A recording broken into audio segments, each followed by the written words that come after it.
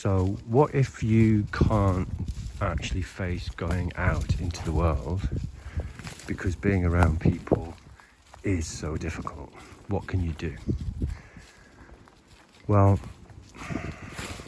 it really helps if you've got into the habit of watching YouTube clips to listen to people talk who are talking from a place where they know about what it's like to live mindfully.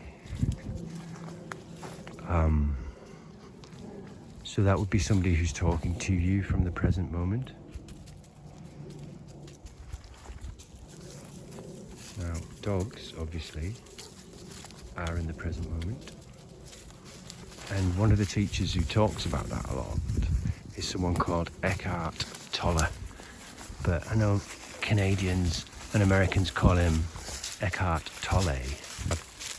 Eckhart Tolle is just very, very helpful to you if you're in a tricky place, because he's so comforting.